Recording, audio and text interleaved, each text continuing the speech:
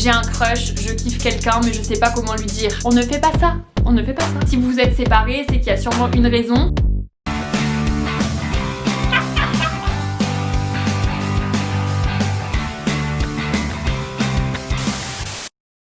Salut les copains, j'espère que vous allez bien. Bienvenue dans cette nouvelle vidéo. Aujourd'hui, au programme Petit Dr Love. On va régler vos problèmes. Il y a quelques jours, je vous ai demandé sur Instagram de me raconter vos petites histoires de crush, vos petites histoires amoureuses. Et je vais vous répondre aujourd'hui dans cette vidéo en vous donnant mon avis sur votre situation et en vous donnant évidemment les conseils que je peux avoir en fonction de mon expérience ou de ce que j'ai pu voir autour de moi. On me dit souvent que je suis de bons conseils, genre je suis assez à l'écoute et en général j'ai des plutôt bons conseils. Donc je me suis dit pourquoi ne pas en faire profiter toute la communauté. Du coup j'ai regardé vos nombreux messages, j'ai screené quelques-uns de vos messages parce que évidemment je vais pas pouvoir répondre à tout le monde, il y en a eu beaucoup trop, mais j'ai repris les problématiques qui sont un petit peu revenues le plus souvent. Évidemment c'est anonyme, c'est pour votre sécurité et pour aussi ne pas niquer les coups de toute la France. Si jamais vous avez des conseils par rapport à une des situations, dites-le en commentaire, surtout ça pourrait aider les personnes qui m'ont envoyé ces messages ou alors en aider d'autres qui sont dans la même situation. On va commencer tout de suite avec le premier problème.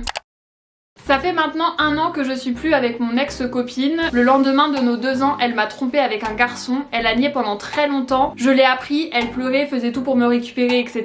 Et 3 jours après, j'apprends que cette fille est en couple avec ce fameux garçon. Ce qui me fait le plus mal au cœur, c'est que cette fille est heureuse avec un autre garçon, alors que dans l'histoire, c'est elle qui m'a fait du mal. Et moi, je suis pas au top. On rentre directement dans le vif du sujet. C'est toujours ceux qui se font couiller qui douillent le plus. C'est pas juste. Franchement, se faire tromper, surtout quand c'est une de vos premières relations et tout, ça peut vraiment détruire l'estime de soi d'une personne et je trouve ça vraiment dégueulasse de faire ça, même quand on est super jeune. Enfin, je comprends pas comment ça peut passer dans tes valeurs et tout. Enfin, c'est vraiment quelque chose que je cautionne pas du tout. Ce que je peux vous conseiller si jamais vous êtes dans cette situation, c'est déjà d'assimiler l'information et de ne pas se voiler la face justement. Se dire qu'en fait, si elle s'est permise de faire des choses comme ça, c'est déjà de 1 qu'elle te méritait pas. Elle t'a fait le meilleur cadeau en se barrant avec quelqu'un d'autre. Et ensuite de 2, c'est pas parce que de l'extérieur t'as l'impression qu'elle est super heureuse avec son nouveau mec que dans le fond elle est vraiment super heureuse, tu vois. Quand il y a des problèmes trop importants dans les valeurs ou dans la manière de se comporter avec quelqu'un, au bout d'un moment ça finit par éclater. Donc vaut mieux que ce soit tôt et que tu puisses prendre le temps qu'il te faut pour te remettre de cette rupture là et passer à autre chose, plutôt que de t'en rendre compte au bout de 3 ans, 4 ans, 5 ans, j'en sais rien. Le deuxième truc que tu peux faire pour essayer de te remettre de ça, c'est évidemment d'essayer de penser à autre chose, de te changer les idées. Là si ça fait 1 an et que t'as toujours de la peine, peut-être que tu t'intéresses encore un peu trop à sa vie et ce qu'elle fait maintenant. Je sais pas si tu l'as déjà fait ou pas, mais essaye de la bloquer, de la supprimer de tous les réseaux et de plus regarder ce qu'elle fait, de regarder sa vie et tout, parce que tout ça, ça te replonge dans un cercle très vicieux et c'est forcément pas bon pour toi. Et après, toi, de t'intéresser à d'autres choses, de trouver tes propres centres d'intérêt, de trouver un projet et de te focaliser ton esprit en fait sur autre chose, ça peut t'aider à tourner la page. En tout cas, c'est jamais une période facile à passer, que ça prenne 1 an, 2 ans ou 3, tout finit par passer avec le temps, même si t'en chies pendant longtemps. Crois au fait que ça va finir par passer et que tu vas finir par tourner la page et qu'au final ce sera un très très lointain souvenir. En tout cas, plein de courage pour cette période là, essaye de te fixer des nouveaux objectifs, de trouver des passions dans ta vie et j'espère que ça va passer le plus rapidement possible pour toi. Ma copine m'a quitté il y a maintenant 6 mois et quand on se croise au lycée, on se lâche des petits regards. Comment je pourrais faire pour la reconquérir? Alors, deuxième problème, comment reconquérir quelqu'un qu'on a perdu ou alors on s'est séparé et finalement on regrette. Moi, je fais partie de la team maintenant avec l'âge on ne se remet pas avec les gens avec qui ça ne fonctionne pas. Si vous êtes séparés, c'est qu'il y a sûrement une raison et je suis plutôt dans l'esprit de vaut mieux pas forcer le destin, tu vois. Après, je comprends que certaines personnes aient envie de se remettre avec leurs ex, que y a des fois certains moments où c'était pas le bon moment et finalement un petit peu plus tard vous êtes tous les deux en phase et que c'est à ce moment là que ça va vraiment marcher. Ça peut aussi arriver, donc je vais essayer de vous donner des conseils comme je peux. Si jamais vous vous êtes séparés et que vous avez envie de vous remettre avec la personne, déjà vous demandez si c'est vraiment vraiment ce que vous avez envie ou juste un manque du couple en lui-même. Je m'explique. Des fois quand on est jeune aussi surtout, il y a beaucoup aussi tout ce truc du si t'es pas en couple, t'es un petit peu moins bien, c'est un petit peu moins intéressant, tout ça, tu peux avoir envie de retourner avec quelqu'un parce que c'est un petit peu entre gros guillemets la facilité puisque t'as déjà été avec cette personne, mais en fait t'as pas vraiment envie d'être avec cette personne pour la personne que c'est, mais plus pour avoir ce statut de couple. Et ça c'est une mauvaise idée. Que ce soit pour l'autre personne ou que ce soit pour toi, c'est une archi mauvaise idée. Vraiment faut aller avec la personne si t'as envie d'être avec cette personne et cette personne précisément. Si c'est pas le cas, reste seul, essaye d'apprendre à être avec toi-même et ensuite de trouver quelqu'un qui va vraiment te correspondre et qui va vraiment rajouter juste une cerise sur le gâteau et pas être un complément d'un manque que t'as dans ta vie. Ensuite, si vraiment t'es sûr de vouloir être avec cette personne, que tu regrettes, que tu veux cette personne, comment tu peux faire pour la récupérer? Déjà en réfléchissant à pourquoi ça s'était terminé et en essayant de travailler un petit peu potentiellement sur les choses qu'elle te reprochait ou j'en sais rien. Je ne dis pas du tout de changer sa personnalité parce qu'il faut jamais changer pour quelqu'un. Très mauvaise idée. Le naturel revient toujours au galop. Je dis juste que des fois il y a certains défauts qu'on a dans notre personnalité, on peut travailler dessus, on peut s'améliorer, on peut grandir, devenir plus mature, tout ça. Donc si elle ou il te faisait des reproches par rapport à un défaut par exemple, le fait d'essayer de travailler dessus et de grandir, de devenir plus mature, ça peut jouer dans le fait de pouvoir récupérer une personne. Ensuite je pense que démontrer et dire ce qu'on veut clairement, ça sera toujours la meilleure solution. Il y en a beaucoup qui n'osent pas forcément dire les choses, j'en fais partie. Je pense que quand on veut récupérer quelqu'un, des fois ça sert à rien de faire des petits trucs subtils, genre ouais si je dis ça elle va capter, si je fais ça il va capter. Des fois faut juste dire oui bah écoute j'ai merdé ou alors je suis désolée. S'excuser aussi si jamais c'est toi qui es en tort, excuse-toi. Y a rien de mieux que de dire les choses clairement tu vois. Si elle te dit non, bah t'es fixé. Si elle te dit je ne suis pas sûre parce que, et ben si c'est des conditions entre gros guillemets, des conditions ou des points sur lesquels tu sais que tu peux travailler ou sur lesquels tu sais que tu peux faire des efforts, bah dans ce cas-là fais. Si c'est des points qui te demandent de changer, dans ce cas-là tu lui dis bah écoute désolé non c'est ma personne je vais pas changer. Et si elle te dit oui, et bah au moins t'es fixé, voilà. Posez la question, soyez clair, net, précis, droit au but, on adore.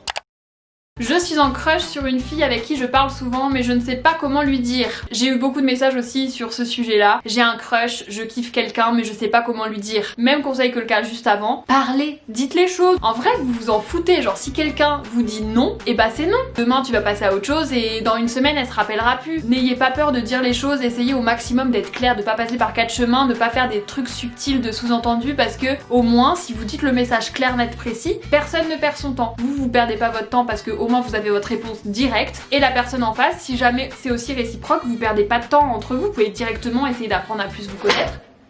Wow, j'ai eu peur. Après, je comprends que ce soit un petit peu compliqué si c'est une personne par exemple avec qui vous parlez pas beaucoup ou alors que vous avez juste de loin, vous osez pas direct arriver en mode j'ai un crush sur toi et vous voulez essayer d'avoir des petits trucs pour voir si potentiellement il y a moyen. Parce que c'est vrai que des fois, si c'est sûr que vous allez vous prendre une porte, n'y allez pas quoi.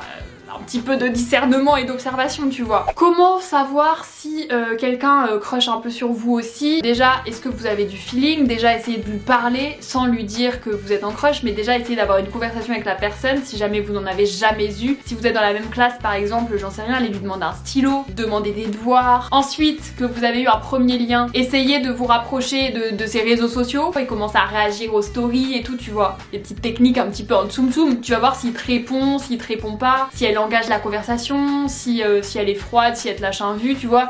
Tu peux déjà un petit peu jauger la personne. Et ensuite, bah, si vous parlez, tu peux voir si la personne elle te répond vraiment beaucoup avec engagement ou si elle te répond juste par politesse, si la personne vient te parler ou si c'est toujours toi qui vas lui parler, s'il y a des petits eye contact un petit peu en coin ou quoi, tu vois, ça peut donner des indications. Je pense que tout ça, c'est des moyens de savoir un petit peu si la personne en retour vous aime bien ou n'est pas trop intéressée. Et ensuite, rien de mieux que d'aller direct, droit au but, envoyer le message. Salut, j'ai un crush sur toi, est-ce que c'est réciproque? Oui, non, basta. Et on passe à autre chose. Des crushs, tu vas en avoir plein dans ta vie, donc franchement, ne perds pas de temps sur une personne. Alors en fait c'est compliqué, je suis amoureuse d'un garçon qui est assez connu mais genre vraiment. Je ne sais pas si je dois continuer à espérer que mon crush me réponde sur Insta ou si je dois laisser tomber et passer à autre chose, aller voir ailleurs. Alors, je vais essayer d'être gentille mais il faut que je vous dise des trucs, tu vois, vous êtes un petit peu comme mes petits frères et mes petites sœurs. Je vais vous répondre comme je répondrais à mon petit frère ou à ma petite sœur, ok? Pour moi, c'est impossible d'être amoureux de quelqu'un que tu n'as jamais vu. Déjà, je sais pas. Dites-moi dans les commentaires ce que vous en pensez, je pense que c'est un vaste débat. débat, mais pour moi, tu peux pas être amoureux de quelqu'un que t'as jamais vu en vrai. Parce que forcément, ce que vous voyez sur internet, de moi, de n'importe quel autre youtubeur, de star, de chanteur, c'est une partie de notre personnalité, mais on n'est pas H24 en train de parler comme je te parle là maintenant, tu vois. Du coup, tu peux pas avoir vraiment une vision de qui est la personne tant que tu l'as pas côtoyé dans la vraie vie. Donc déjà pour moi, c'est vraiment ça, ça n'existe pas. C'est pas un sentiment d'amour. Après, je comprends totalement que ça puisse arriver que tu crushes sur des gens qui sont connus, que tu ne connais pas, et je comprends totalement que ça ce soit possible. Par contre, écoute, si tu crushes sur une personne qui est connue, effectivement, tu peux essayer de lui envoyer un DM et tu verras bien si la personne te répond ou non. Mais pour moi, c'est vrai que c'est compliqué de rester focalisé sur une personne que tu ne connais pas. Les gens connus, je sais pas ce que t'appelles par connus, les stars, les youtubeurs très connus, c'est des gens qui sont compliqués à aborder forcément parce qu'ils ont beaucoup de messages, donc potentiellement il va pas voir le tien, et du coup c'est compliqué de dire que t'attends uniquement cette personne là. Je te dirais de continuer à réagir à ses stories, peut-être qu'un jour il verra ton message, et peut-être qui sait que tu seras l'exception qui fait qu'un jour bah voilà ça fonctionnera avec cette personne, mais ne te bloque pas à ça. Mon pote a viré sa meuf et je suis en crush sur elle, sauf qu'ils se sont séparés il y a 4 jours. On ne fait pas ça.